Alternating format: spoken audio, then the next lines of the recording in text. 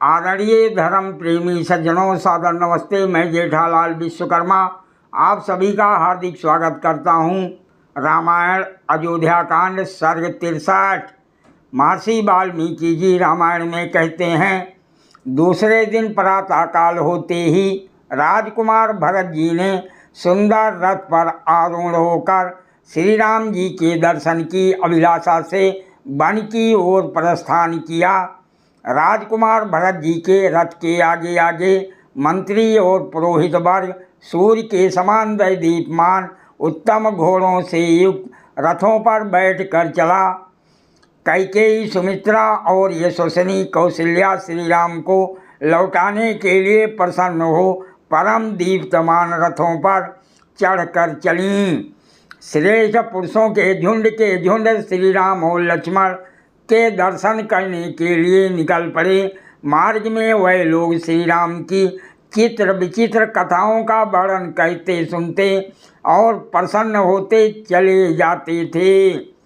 रथ, घोड़े, हाथी और अन्य सवारियों के द्वारा बहुत दूर चलने के पश्चात ये लोग श्रृंगबेरपुर के पास गंगा के तट पर पहुँचे, जहाँ पर अपने बंधु बांधवों से युक्त श्री राम का परम मित्र वीर निषाद राज सावधानी के साथ उस देश का पालन करता हुआ निवास करता था।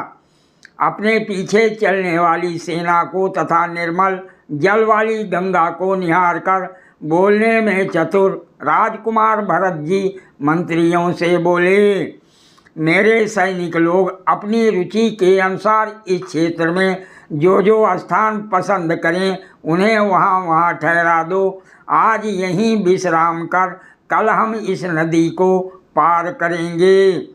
राजकुमार भरत जी के ऐसा कहने पर सब मंत्रियों ने जो आज्ञा कहकर बड़ी सावधानी से सब लोगों को उनकी इच्छा के अनुकूल पृथक पृथक स्थानों पर ठहरा दिया। राजकुमार भरत जी की चतुरंगड़ी सेना को गंगा के तट पर टिकी हुई देख निषाद राजगु शंकित होकर अपनी जाति वालों से बोले, ये बड़ी सेना समुद्र के समान विशाल दिखाई दे रही है, तो क्या इतनी बड़ी सेना को लेकर कैकेयी का पुत्र राजकुमार भरत श्री राम का वध करने के उद्देश्य से जा रहा है? दशरथ नंदन श्री राम मेरे स्वामी, सखा और सभी कुछ हैं, अतः तुम सब लोग श्री राम की रक्षा के लिए कवच आदि पहनकर और हथियार लेकर गंगा के कछार में तैयार रहो। यदि राजकुमार भरत जी श्री राम के प्रति शुद्धताकरण के साथ प्रसन्न प्रतीत होगा, तभी वो और उसकी सेना साकुशल गंगा को पार कर सकेंगी।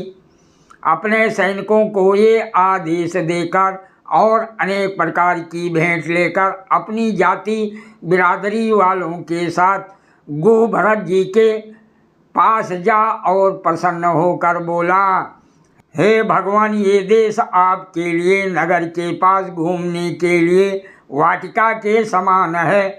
आपने अपने आने की सूचना हमें नहीं दी, अतः आपका यथाविधि स्वागत करने से हम वंचित रहे। ये संपूर्ण राज्य आपका है और हम लोग आपके सेवक हैं। आप इसे अपना घर समझकर यहाँ निवास करें। सादर प्रणाम। जय सिया राम जी की।